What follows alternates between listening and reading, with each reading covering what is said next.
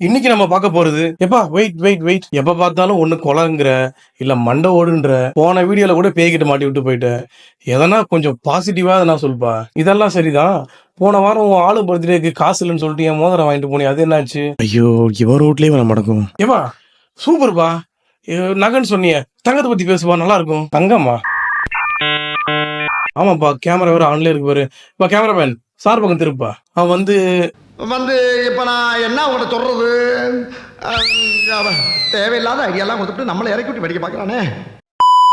கிங்ஸோட crown, ராஜாக்களோட கிரீடத்துல இருந்து ஒலிம்பிக்ஸ்ல கொடுக்கப்படுற அவார்ட்ல இருக்க statue வரையும் கோல்டு. டிக்கெட்னா கோல்டன் டிக்கெட், ஒலிம்பிக்ஸ்னா கோல்டு மெடல், ஏன் மூவிஸ்னா கூட தங்கலான். ஏன் ஒருத்தரை பத்தி நல்ல விதமா சொல்லலாம் கூட தங்கமான மனுஷன் பாவரு அப்படின்னு தான் சொல்லுவோம். அந்த காலத்துல ராஜாக்கள்லாம் ஒரு நாட்டை நல்லா ஆட்சி பண்ணிட்டு இருந்தாங்கன்னா அந்த டைமை பொற்காலம்னு சொல்லுவோம். ஏன் மனுஷன் தங்கத்தை பாசிட்டிவாவும் சுப்பீரியராகவும் நினைச்சான்? கோல்டுக்கு பாசிட்டிவ் சைட் மட்டும் தான் இருக்கா, ஏன் கோல்டுக்கு நெகட்டிவ் ஷேட் கிடையாதா? இதை பத்தி இன்னைக்கு நம்ம வீடியோல பார்க்கலாம். நான் தான் Mukil Raj. Welcome to Mukis twist.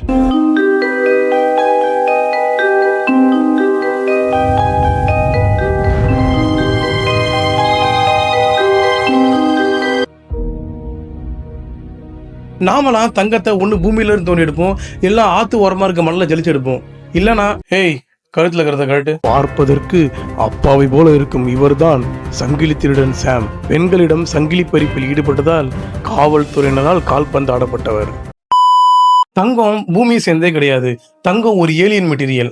பூமி பிறக்கிறதுக்கு முன்னாடில இருந்தே தங்கம் இந்த யூனிவர்ஸ்ல இருந்திருக்கு. யூனிவர்ஸ்ல இந்த சூப்பர் நோவா எக்ஸ்ப்ளோஷன் அப்போ நிறைய ஆஸ்ட்ராய்ட்ஸ் எரிக்கல் வழியா பூமிக்கு கோல்டு வந்திருக்கு. மனுஷனுக்கும் கோல்டுக்குமான ரிலேஷன்ஷிப் கிட்டத்தட்ட 10,000 வருஷத்துக்கு முன்னாடியே இருந்திருக்கு. பட் அப்ப இருந்த மனுஷனுக்கு பிரையாரிட்டியா இருந்தது அயர்ன், இரும்பு தான். பிகாஸ் அப்ப இருந்த மனுஷன் வேட்டையாடுறதுக்கும் விவசாயம் பண்றதுக்கும் அதிகமா யூஸ் பண்ண மெட்டீரியல் அயன் தான். அந்த டைம்ல இருந்த ஆதி மனுஷன் கோல்ட வெறும் ஒரு மஞ்சள் கலர்ல இருக்க ஒரு கல்லு மாதிரி தான் பார்த்துட்டு இருந்திருக்காங்க. ஹியூமன் சிவிலைசேஷன்ல ஃபர்ஸ்ட் கோல்ட ஜுவல்ஸாவும் காயின்ஸாவும் யூஸ் பண்ணது ஈஜிப்டியன்ஸ் தான். செத்ததுக்கு அப்புறம் நாமளால எதுவுமே எடுத்துட்டு போக முடியாது.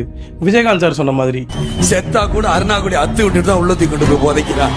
பட் ஆனா ஈஜிப்ட் பேரோஸ் அவங்க செத்ததுக்கு அப்புறம் கூட அவங்க பாடியை மம்மிஃபிகேஷன் பண்ணுவாங்க. அப்போ அவங்க கல்லறைய 3 கோட்டிங் கோல்டாலே மோல்ட் பண்ணி இருக்காங்க. ஆல்சோ மெசோபோட்டேமியன், சுமேரியன், பாபிலோன் சிவிலைசேஷன்ல கூட கோல்ட ஒரு சுப்பீரியர் திங்ஸ் தான் பார்த்துட்டு இருந்திருக்காங்க. அது மட்டும் இல்லாம அவங்களாம் தங்கத்தை கடவுளின் துகள்களும் சூரியனோட வியர்வையும் வர்ணிச்சிருக்காங்க. ஆல்சோ ரோம்ல கூட ஒரு கதை இருக்கு.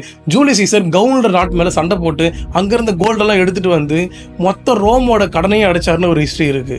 ஆல்சோ ஈஜிப்ட் பிரமிட் கட்டினப்போ கோல்ட வரைக்கும் பிரமிட் மேல ஒரு மோல்டிங் போட்டிருந்தாங்கன்னு ஒரு மித் இருந்திருக்கு. ஆல்சோ வேர்ல்டோட ஃபர்ஸ்ட் கோல்டு மைன், இந்த கேஜிஎஃப் மூவில வர தங்க சுரங்கம் ஈஜிப்ட்ல இருக்க நியூபார்ன் இடத்துல தான் இருந்துச்சு. ஆல்சோ கோல்டுன்ற வார்த்தை ஜெர்மன் வார்த்தையான கல்பான்ற வார்த்தையில இருந்தா வந்திருக்கு. கல்பானா மிளிரும் பொருள்னு அர்த்தம். ஆல்சோ பீரியாடிக் டேபிள்ஸ் ஆஃப் எலமெண்ட்ல இருக்க தங்கத்தோட அட்டாமிக் பேரு ஏயுன்ற வார்த்தை லத்தீன் லாங்குவேஜான ஆரம்ன்ற வார்த்தையில இருந்தா வந்திருக்கு. இன்னைக்கு வரைக்கும் கூட கோல்ட லேப்ல தயாரிக்க முடியுமான்னு ஏகப்பட்ட ரிசர்ச்சஸ் நடந்துட்டு தான் இருக்கு. அந்த ரிசர்ச்சருக்கு அல்கெமிஸ்ட்னு பேரு. அல்கெமிஸ்ட் பத்தி தனியா ஒரு வீடியோ வேணா கமெண்ட்ல சொல்லுங்க, கண்டிப்பா ஒரு நாள் அந்த வீடியோ பண்ணலாம். நம்ம சந்தோஷமா வாங்கி போட்டிருக்க கோல்டுக்கு பின்னாடி ஏகப்பட்ட கண்ணீரும் ரத்தத்தையும் தாண்டி தான் நம்ம கைகளுக்கும் கழுத்துக்கும் வந்திருக்கு. எப்போ தங்கம் காயின்ஸா மாதிரி ட்ரேடுக்கு வந்துச்சோ அப்போவே மனுஷனோட தங்க வேட்டையில இருந்த பேராசை மனுஷனை மிருகமா மாத்துச்சு. 1700 ஸ்பானியர்கள் அமெரிக்கால இருக்க பழங்குடியினர்களை கொன்று குவிச்சு அவங்க கிட்ட இருந்த தங்கத்தெல்லாம் வாரி எடுத்துட்டு போனாங்க. அதுக்கப்புறம் யூரோப் கண்ணில் மாட்டினதான் அல்ல குறையாத தங்க சுரங்கம் இருக்கிற ஆப்பிரிக்கா. அப்போ அங்கிருந்த பூர்வகுடி மக்களை கொத்தடிமையா பயன்படுத்தி அங்கிருந்து டன் கணக்குல தங்கத்தை வெட்டி எடுத்துட்டு யூரோப்பியன் கண்ட்ரிஸ்க்கு போயிருந்திருக்காங்க. அதுக்கப்புறம் இந்தியால கூட 1885ல கேஜிஎஃப் கோலார் கோல்டு ஃபீல்டு ஏகப்பட்ட தமிழர்களோட ரத்தமும் கண்ணீரும் அந்த சுரங்கத்துல கலந்துருக்கு. கேஜிஎஃப்ல இருந்து ஈஸ்ட் இந்தியன் கம்பெனி டன் கணக்குல கோல்டை வெட்டி எடுத்துட்டு போயிருந்திருக்காங்க. நான் கூட நிறைய டைம் யோசிச்சிருக்கேன், கவர்மெண்ட் கிட்ட தான் பணம் அச்சரிக்கிற மிஷின் இருக்கு. அப்ப எல்லாருக்கும் தேவையான பணத்தை கவர்மெண்ட் பிரிண்ட் பண்ணி கொடுத்துட்டா எல்லாருக்கும் பணம் ஈஸியா கிடைச்சிடும்ல.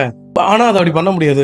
ஒரு நாட்டுல எந்த அளவுக்கு கோல்டு ரிசோர்ஸ் இருக்கோ அதுக்கு ஈக்குவலான மணி தான் கவர்மெண்டால பிரிண்ட் பண்ண முடியும். இந்த விஷயத்த மணி ஹைஸ்ட் சீசன் 2ல டீட்டெயிலா சொல்லியிருப்பாங்க. மன்னராட்சியா இருந்தாலும் சரி, மக்களாட்சியா இருந்தாலும் சரி, எந்த நாட்டுல அதிகமா கோல்டு ரிசோர்ஸ் இருக்கோ அந்த நாடு தான் வேர்ல்டுலே பவர்ஃபுல் எக்கனாமிக் கண்ட்ரி.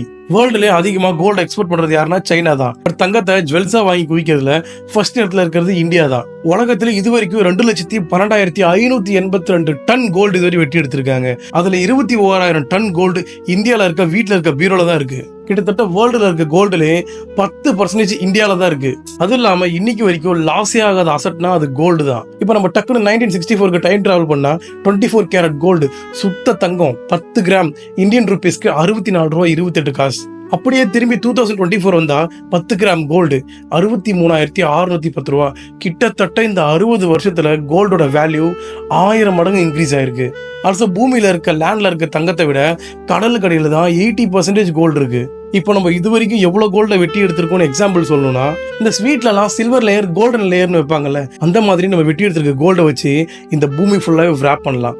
அந்த அளவுக்கு நம்ம கோல்டை வெட்டி எடுத்திருக்கோம். ஆல்சோ நாசாவாகட்டும், ஸ்பேஸ் எக்ஸ் ஆகட்டும், இல்லை இஸ்ரோவாகட்டும், வேற வேற கிரகங்கள் இந்த யூனிவர்ஸ்ல எங்கன்னா இருக்குன்னு பார்க்க அதை அவங்க ரிசர்ச் பண்றதுக்கு என்ன காரணமா இருக்குன்னு நினைக்கிறீங்க?